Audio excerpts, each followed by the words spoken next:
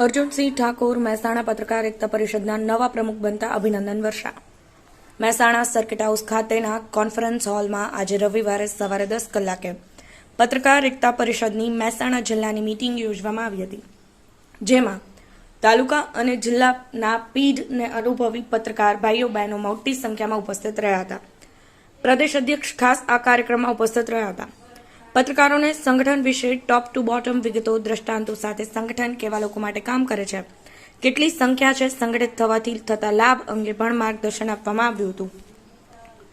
કાર્યક્રમના પ્રારંભે સ્વાગત બાદ સૌનો પરિચય અને ઉપસ્થિત મહેમાનો, પ્રદેશ અધ્યક્ષ સહિત નાઓનું ફૂલહાર પહેરાવી શાલ ઓડાડી સ્વાગત કરવામાં આવ્યું હતું.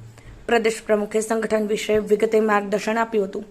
મહેસાણા જિલ્લામાં નવા સંગઠન માટે નવા પ્રમુખની વરણી કરવા કાર્યવાહી હાથ કરતા શ્રી અર્જુનસિંહ ઠાકોરની સર્વાનુમતે ચૂંટણી થઈ ને બિનહરીફ વિજેતા જાહેર કરી નિયુક્તિપત્ર સાથે સન્માન કરી સૌએ શુભેચ્છાઓ પાઠવી હતી. મહિલા વિંગની સ્ટેટ ટીમમાં પાયલબેન ગજ્જરની નિયુક્તિ કરવામાં આવી. નિયુક્તિપત્ર સાથે તેઓનું સન્માન કરવામાં આવ્યું.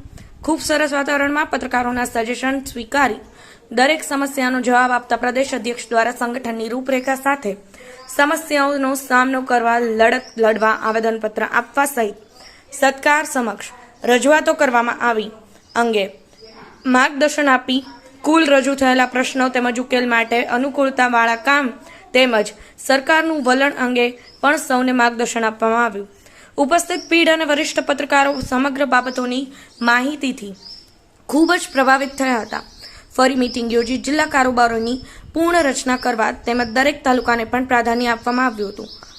સમગ્ર કાર્યક્રમનું સંચાલન અર્જુનસિંહ ઠાકોરે કર્યું હતું.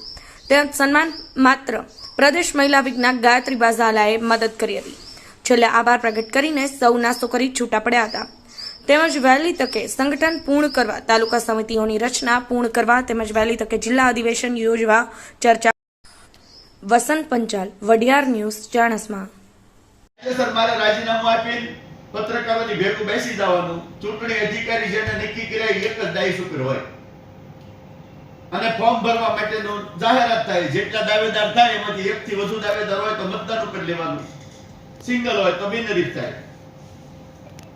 એવું દરેક જિલ્લામાં કે તાલુકા સુધી આપણે ચૂંટણીથી પ્રમુખ નક્કી કરીએ છીએ. ક્યાંય કોઈની શરમાશરમીમાં આવીને એમને નિવડણૂક કરી દઉં ને ત્યારે આ એક પ્રથા પડી જાય.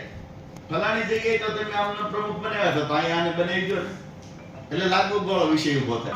ફરીથી મીટિંગ મળે ત્યારે એની કાયદેસરની ચૂંટણીની પ્રક્રિયા થાય અને ચૂંટાઈને જ પ્રમુખ બની શકે. એટલે પ્રમુખો માટે આપણે ચૂંટણી ફરજિયાત રાખી છે. બીજી વાત, પત્રકારોની અપેક્ષાઓ ખૂબ છે, પત્રકારોની સમસ્યાઓ ઘણી છે. અમે શરૂઆતમાં 4-5 વર્ષ પહેલા નીકળ્યા ત્યારે લગભગ અમે સમસ્યાઓ સાંભળી છે અને જ્યારે આ સંગઠનનો પાયો નખાણો ને ગાંધીનગરની મીટિંગમાં ત્યારની સ્થિતિ તમને કહું તો દર મહિને 14